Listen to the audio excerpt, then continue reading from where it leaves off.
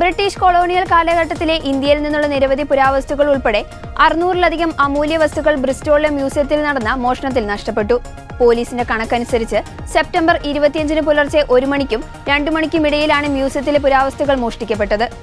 മോഷണം നടന്ന സ്ഥലത്ത് കണ്ട 4 പുരുഷന്മാരുടെ മങ്ങിയ CCTV ദൃശ്യങ്ങൾ പോലീസ് പുറത്തുവിട്ടു. മോഷണം നടന്ന് 2 മാസത്തിലേറെ കഴിയുമ്പോഴാണ് പോലീസ് ഈ വിവരം പുറത്തുവിടുന്നത്. CCTV ദൃശ്യങ്ങളിലുള്ള ആളുകളെ തിരിച്ചറിയാൻ പോലീസ് പൊതുജനങ്ങളുടെ സഹായം തേടി. ആനക്കൊമ്പിൽ നിർമ്മിച്ച ബുദ്ധവിഗ്രഹവും ഈസ്റ്റ് ഇന്ത്യ കമ്പനി ഉദ്യോഗസ്ഥന്റെ അരപ്പട്ടയുടെ ബക്കിളും ഉൾപ്പെടെയുള്ള സാധനങ്ങൾ മോഷണം പോയതായി വാർത്താ ഏജൻസിയായ PDIയുടെ റിപ്പോർട്ടിൽ പറയുന്നു. സാംസ്കാരിക മൂല്യമുള്ള വസ്തുക്കൾ മോഷണം പോയത് വലിയ നഷ്ടമാണെന്ന് അധികൃതർ പറഞ്ഞു. പല വസ്തുക്കളും സംഭാവനയായി ലഭിച്ചതാണ്. ഫ്രാൻസിലെ പ്രസിദ്ധമായ ലൂവറെ മ്യൂസിയത്തിൽ നിന്നും പുരാവസ്തുക്കൾ മോഷണം പോയിരുന്നു. പട്ടാപ്പകൽ വെറും 4 മിനിറ്റിലാണ് നെപ്പോളിയന്റെ 9 രത്നങ്ങൾ കളവുപോയത്.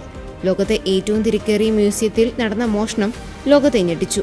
മ്യൂസിയത്തിന്റെ തെക്കുകിഴക്ക് വശത്തുള്ള റോഡിൽ യന്ത്രഗോവണി ഘടിപ്പിച്ച ട്രക്ക് നിർത്തിയിട്ട് അതിലൂടെയാണ് മോഷ്ടാക്കൾ ബാൽക്കണിയിലേക്ക് കടന്നത്. പിന്നീട് ചില്ലുകൂട് തകർത്ത് രത്നങ്ങൾ മോഷ്ടിക്കുകയായിരുന്നു. മോഷ്ടാക്കളെ പിന്നീട് പിടികൂടി.